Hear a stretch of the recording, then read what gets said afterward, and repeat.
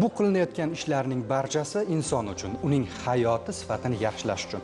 Davlatning asl qudrati ham shunda, fuqarolari uning yordamini his qilib turish kerak. Hozirgi lavhamizda aynan fuqarolarga ko'rsatilayotgan ijtimoiy yordam haqida so'z boradi va aytishimiz kerakki, so'nggi yillarda bu borada ham ancha samarali ishlar amalga oshirilmoqda. Albatta, avvallari ehtiyojmand insonlar bir necha davlat tashkilotlarining eshigini qoqishga majbur bo'lishardi. Bugun esa yangicha model shakllantirildi. Endi barchasi inson qadri uchun tamoyil asosida ishlayapti. Buning uchun ijtimoiy himoya milliy agentligi tashkil etildi. Hududlarda esa inson ijtimoiy xizmatlar markazlari ish boshladi. Davlat ko'magi bilan hayoti yaxshilanayotgan insonlar hikoyalari bilan tanishamiz. Albatta, navbatdagi lavhamiz orqali. Marhamat. Tasavvur qiling, siz ruhiy va moliyaviy ko'makka muhtojsizda.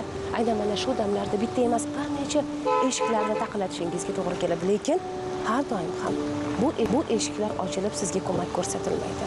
Mamlakatimizda so'nggi yillarda olib borilayotgan islohotlar aynan inson qadri uchun ekan.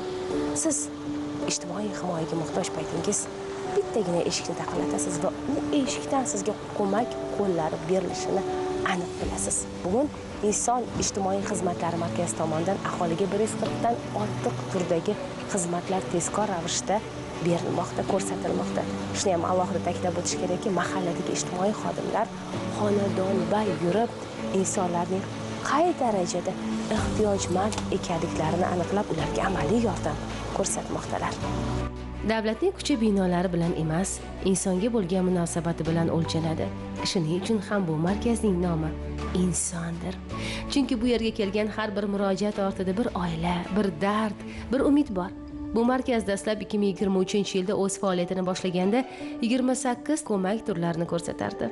Hozir esa ushbu xizmatlar turi 140 ga yetib, shu kunga qadar 4 million 900 nafar insonlarga ham moliyaviy, ham ruhiy tomondan yordam berildi.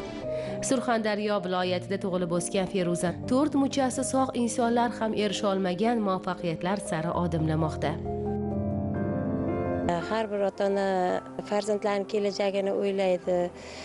Men ham shu qatorda qizimning kelajagini o'ylab, yuragimda bir kemtik bor edi. Qizim baribir imkoniyat cheklangan bo'lganligi uchun mana shu talaba bo'la oladimi, yo'qmi deb juda ko'p o'ylardim, ichimdan ko'p siqilardim. Prezidentimiz Surxondaryoga kelgandan keyin nevaramni shunday o'qishlarga kirgizib ketdi grant asosida. Shunday xursand bo'lib yig'lab borganman-da. Qanday orzularing bor deb va men aytdim, shu axborot texnologiyasini o'qib, o'zim o'quv markazi ochmoqchiman dedim. Va barcha orzularni amalga oshirishim mumkin dedi. Agar siz istasangiz, orzularingizni amalga oshirishda hech bir chegara to'sqinlik qila olmaydi. Ishonsangiz, ortingizda vataningiz sizga tayanch bo'lib suyamoqchi ekanini his qilsangiz bas.